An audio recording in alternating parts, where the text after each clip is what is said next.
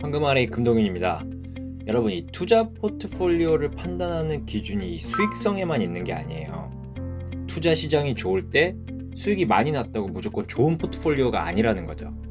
수익성도 중요하지만 그만큼 안정성도 중요하거든요.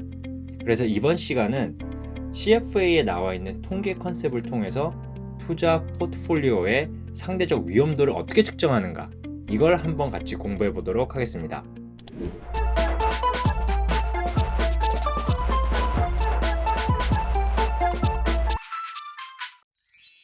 오늘은 이제 주식을 운용하는 펀드 매니저의 관점에서 한번 공부해 볼게요. 우리나라 주식 유통시장에는 이제 크게 세 가지가 있는데, 주로 대기업은 코스피, 중소형 기업은 코스닥, 그리고 더 작은 IT나 벤처 회사들은 코넥스에서 거래가 돼요. 펀드 매니저는 이제 본인 나름의 주관과 그리고 투자자의 성향을 파악해서 이제 포트폴리오를 구성하거든요.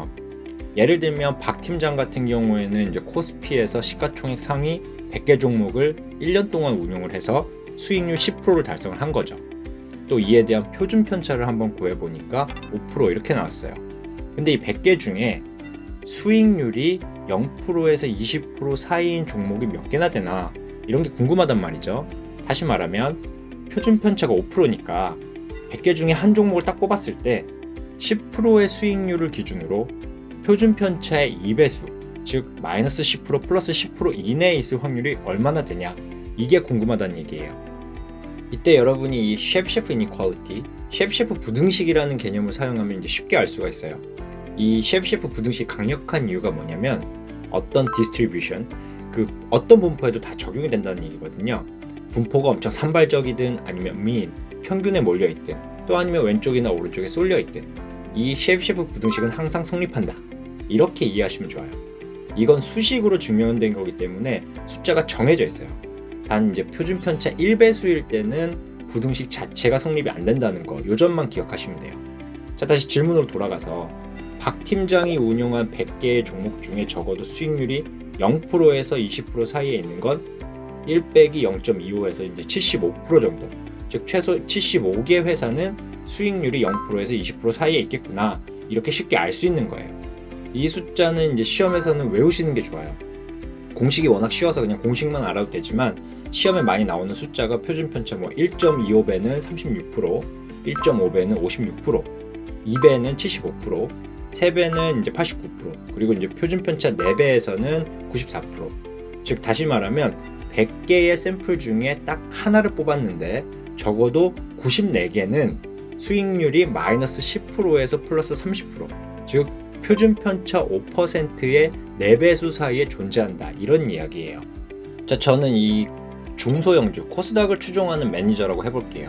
이 코스닥 중소형주 마켓캡 시가총액 상위 100개 종목을 뽑아서 아까 박 팀장처럼 1년간 운용하고 평균 수익률과 표준 편차를 구했어요. 그랬더니 수익률이 30%고 편차는 20% 이렇게 나온 거예요. 근데 이 두 포트폴리오의 기대 수익률 대비 위험성이 누가 높은가? 쉽게 얘기하면 1% 수익을 올리기 위해서 누가 얼마나 더 큰 위험을 감수해야 하는가, 이걸 수치로 상대평가할 때 쓰는 공식이 바로 이 coefficient of variation, 변동계수를 한번 비교해 보는 거죠. 당연히 중소형주가 편차가 크니까 위험은 높지만 단위당 위험이 얼마씩 증가하는지 이 속도를 한번 비교해 보는 거예요. 아까 박 팀장의 대형주 100종목의 수익률이 이제 10%였죠.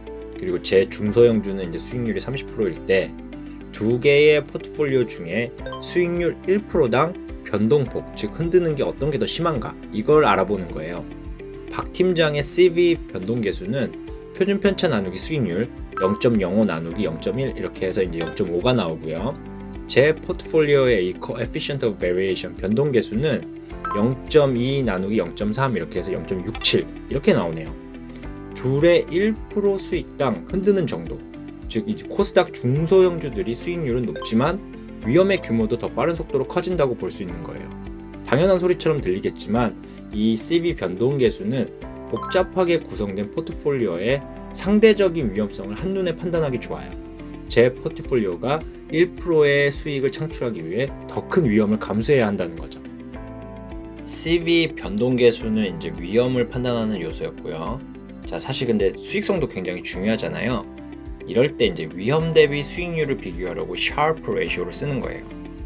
누가 위험 대비 더 좋은 수익을 냈는가 이런 걸 한번 판단해 보는 거죠. 근데 여기서 이제 기준점이 하나 필요해요.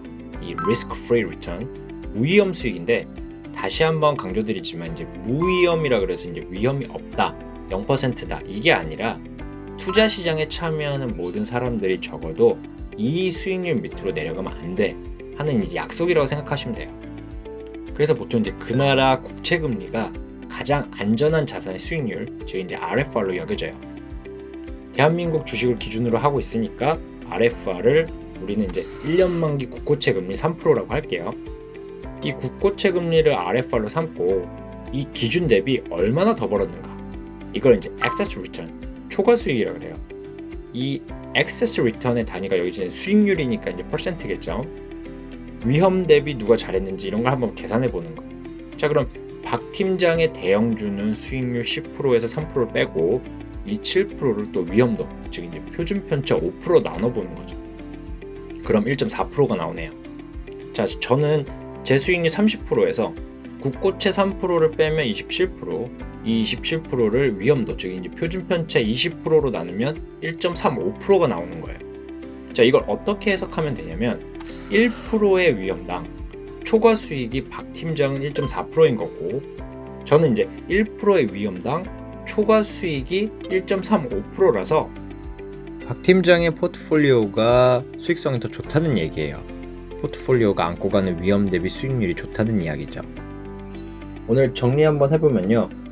먼저 통계는 투자에서 주로 이제 위험을 분석하는 데 사용된다는 점, 표준 편차에 존재하는 분포의 비율이나 개수를 알고 싶을 때는 셰브시프 부등식을 사용한다는 점, Coefficient of Variation, CV는 1% 수익당 몇 프로의 위험을 감수하는가, 이런 위험의 속도를 보는 거고 높을수록 나쁘다는 점, Sharpe Ratio는 RFR, 무위험 수익을 제외한 Excess Return, 이 Excess Return에 대해 1%의 위험당 몇 프로의 초과 수익을 달성하였는가, 그러다 보니까 높을수록 좋다는 점, 이런 점들 잘 기억하시고 시험이나 면접 때 도움이 되셨으면 좋겠습니다. 감사합니다.